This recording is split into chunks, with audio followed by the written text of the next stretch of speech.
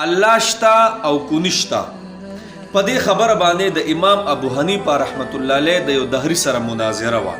هغه وی الله نشتا، دا ټول کائنات بس ټومیټیکلی چلیږي. امام صاحب شته یو ذاتدار څه چلی.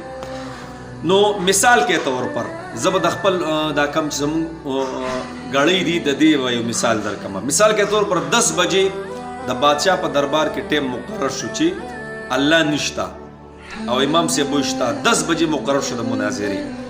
امام ابو حنیفه رحمت الله علیه 11 بجے ورله 11 بجے.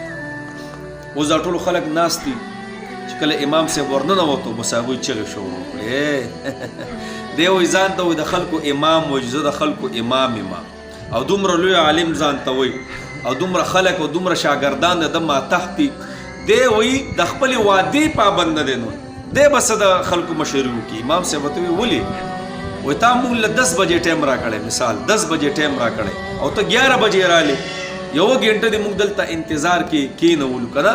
ته د خپل جبه پابند نه نو تب د خپل قول څخه پابند شي، د خپل خبره به څخه پابند شي. نو خو امام سے بغور ته یې جناب مال خلک وخت را کنه ما ته خو چې د نا وخت د باندې ول شو. اوس ټول خلک شابه وایا ولې د باندې نا وخت شو.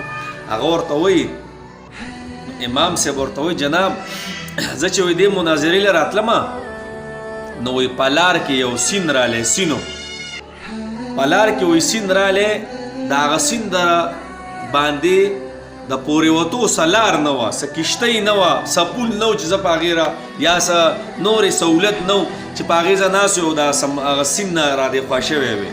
مخامخ یو ونه ولاړه وه. امام صاحب ورته وایي وایي هغه ونې ته چې ما وکتل هغه ونه په خپله کټ شوه، په خپله ارې شوه، په خپله تختې شوه.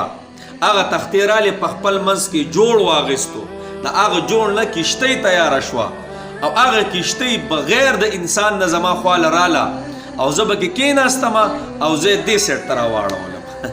بس دا وخت په دې کې ولګېدو او ټولو خلکو چغې کړې الله دا وګوره دا دومره غټ دروغ چې ونه په خپله کټ کېدل، ارې کېدل، تختې کېدل، خپل منځ کې جوړ پیدا کېدل، څوک چلونکی نشته او دی کېنه و په خپله پکې رالی. دا څومره غټ دروغ وې. ټول په خندا شوي دا وګوره که نه دومره غټ دروغجن دی.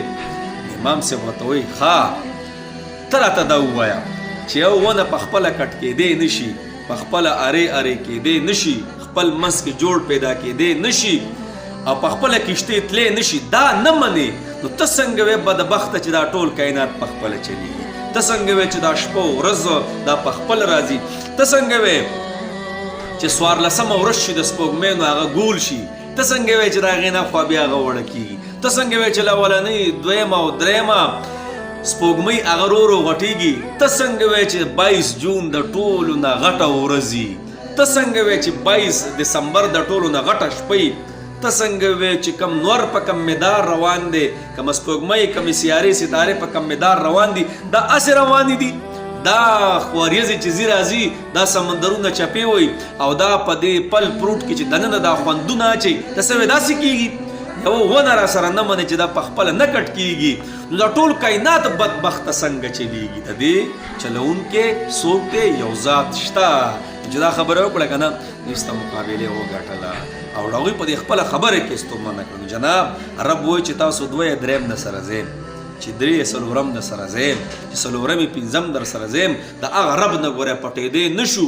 هر ځای کې ما وتایي ښه داسې یو ځای نشته چې موږ د هغه رب نه پټ شو او بس ګناه وکړو هغه موږ نه ویني.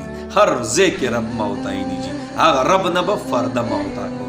او نبی علیہ السلام فرمایي کله چې په تنهایۍ کې شئ که نه نو وایي ډېر د هغه رب نه فرده کوئ، ځکه چې تاسو ته فرشتې هم ګوري، د هغه فرشتو نه فرده وکړئ کوم چې تاسو ته ګوري. ګناه مه کوئ.